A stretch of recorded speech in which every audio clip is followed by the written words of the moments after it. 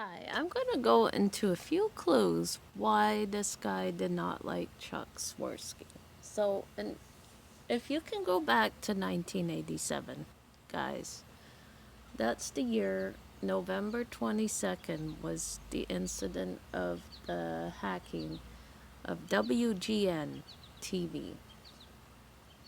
And a man named Chuck Swirsky was talked down upon and pundit about him. So this guy hacks the station of WGN, and he was wearing a Max Headrome out mask and a weird outfit. Now, Max Headrome probably wore weird outfits anyways. I don't think it was completely accurate.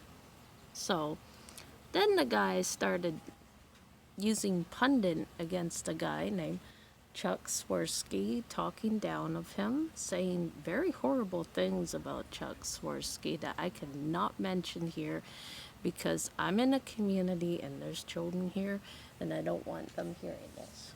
So the man started using pundit against this guy. He had some beef about him. He thought he was better than Chuck Swirsky and saying stuff about Chuck Swirsky, and it sounded like kind of hurtful things he said. If you can go back to 1987, you'll know what I mean. And then it happened again during the screening of Doctor Who.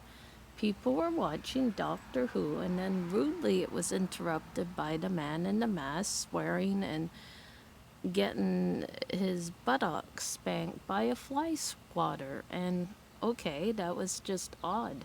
And there was a female smacking it who didn't want to show her face and probably won't get caught, but might get caught because the other corporates who are around at the incident will get caught.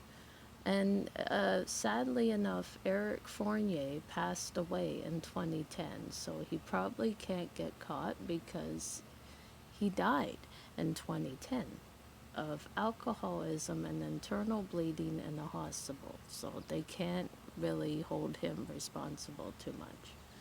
And he was a little bit of an oddball, so he had similarities to the Max Headrome incident, so they probably would have put two and two together. All right. Theory disclosed. That's what I'm going to say.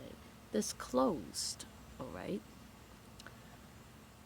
But this guy seemed to hate Chuck Swirsky and thought he was better than Chuck Swirsky and talked down of Chuck Swirsky. And poor Chuck Swirsky, all he did was announce sportscast. He didn't have anything against this guy. So there was something very off-putting about it. And I can't use the words he used because there were pundits. And these pundits were not nice pundits that you can never use in a society because some people will see that as offensive. And maybe there were offensive words used against Chuck Swirsky. And then he started saying about Chuck Swirsky was a freaking nerd. That's okay to use, and it's not really a swear word. Now, the pundit he used was horrible against him. Calling him a freaking nerd, he thought he was better than him, and started comparing himself to Chuck Swirsky.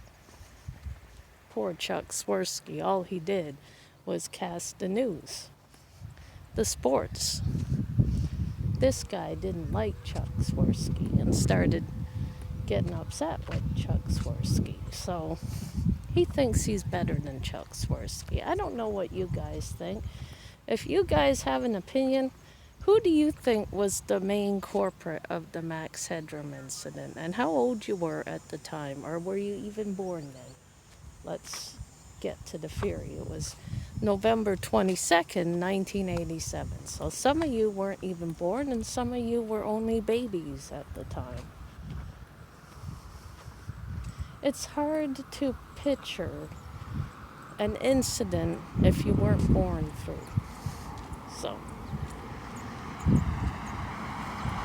the spectator will be caught, whoever did it, which I believe the whole mystery will be unraveled. Um, I'm going to put it as the mystery was kind of funny. The man had something against poor Chuck Swirsky, and if he's around, he'll probably remember it as some elaborate hack. But the corporates weren't caught, or maybe some of them were, I don't know.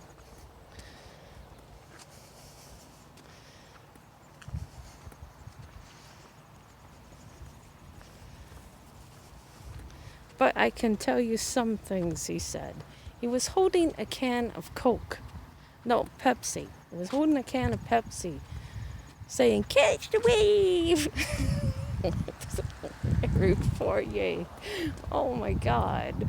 And then he was telling people that this guy, Chuck Swirsky, was a freaking nerd and all that. And he had his buttocks exposed. And a woman in the background took a fly swatter and spanked him. He liked being spanked. That's what it sounded like to me. But people thought it was Eric Fournier who did Chez St. John.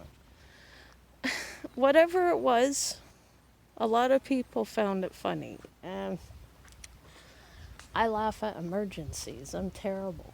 I'm no help in emergencies. Couldn't count on me for help. Well, there is a few clues to it.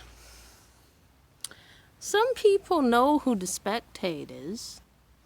Eric Fournier is one of the spectates because they believe at the time of the incident he was in the area. And other people don't believe that. So there are a few spectates. And then the other corporates who did the hack. We figured out how to hack it. I don't know how because it's impossible. And then there was a suspicious van around at that time of the incident, and it happened November 22nd, 1987. But as Doctor Who came on the television and all the kids across the world watched Doctor Who, or the adults in the family watched Doctor Who, this weird guy with a Max Headrome mask came on the screen and started using pundits against Chuck Swirsky and calling him a freaking nerd and saying he's better than him, and using offensive language to describe Chuck Swirsky as in a way that you should never describe a human being, and he did a very despicable thing. But some of the words used weren't really funny, and children shouldn't have been up at the time. So maybe to adults that would have been funny, but to children it would have been scary. And the man was wearing a Max Headrome mask, but there were some similarities to Eric Fournier and this Max Headrome mask. Eric Fournier wore a weird mask when he did Chez St. John. And that there was a bit of odd behavior from Eric Fournier, and he was a bit of an oddball. And people described him a bit of a loner. Like he would act strange or something. And Eric Fournier is a famous musician and actor, so there are some clues to this. And the fact that he was a musician and an actor could have put him on the time of the scene, that he was in the area. And some people claim he wasn't in the area. So there was oddities about where he was in the location. It was a bit like Where's Waldo? Or Where's Molly or something. Please, guys, don't spectate this. Don't go talking too much about this. But if you want to talk about it, talk about it. Don't care. There are a few spectates, I believe. Personally, how many of you believe it was Eric Fournier? Eric Fournier was a bit of a weird guy. Like, people said he would wear a strange mask and go around acting odd. He had a creepy kind of voice, so maybe, I don't know. And he suffered alcoholism, so that could also put him at the scene. But He was probably busy getting treatment for alcoholism, and he sadly passed away in 2010 of internal bleeding due to the alcoholism. Or he might have been drinking at the time when he did that, so maybe he was drunk when that happened. But there was something a little off-putting to the guy doing it. Now, we can't really say it's Eric Fournier, because there was no proof really leading him to it, just the similarities to him, and the Max Headrome, and how he wore a creepy mask, and that he was a bit of an oddball. Sure, oddballs are kind of off, and you would speculate oddballs, but that doesn't put them at the scene of the crime. Not all are bad. I've met different oddballs. Oddly enough, if this was true, this is true. This happened November 22nd, 1987. I believe I was 11 years old at the time. It was before my birthday. My birthday's March 2nd, and I was born 1976, so that would make me 11 at the time. 11 going on 12 at the time. But this was strange. That if you are interested in this incident, you can send me a request to SashaElvira5@gmail.com or ElmaSasha26@hotmail.com for business inquiries. If you have any clues to who did it, please let me know. I am interested in this incident. I can actually look it up more and study the situation more if you want more videos on it, because Eric Fournier was a character of interest, and that, you know, he looked kind of odd, and he was an actor and he was a musician, but how could that lead him to the scene of the crime? Did he plan to do it? Did he have something against Chuck Swirsky? Who knows? Chuck Swirsky must have been a very hated guy, because people were calling him a freaking nerd and thought they were better than him. So this guy hated the fact that Chuck Swirsky got fame, and he hated the fact about Chuck Swirsky, and he didn't probably like them. So my theory is Chuck Swirsky may have maybe not been better than him, but that wasn't very nice of him, but he thought Chuck Swirsky was better than him, so whatever. Chuck Swirsky must have been a not very light guy, because the way he was doing pundits about him and calling him a freaking nerd, that wasn't very nice. But it also puts him at the scene of the crime. Also, he had a motive, calling the guy a freaking nerd, right?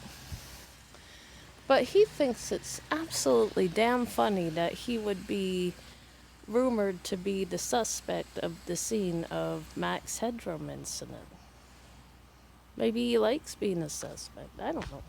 So let's say that it may have been Eric Fournier all along, and that we were wondering who the mystery man behind the mask is. So part 2 will be later.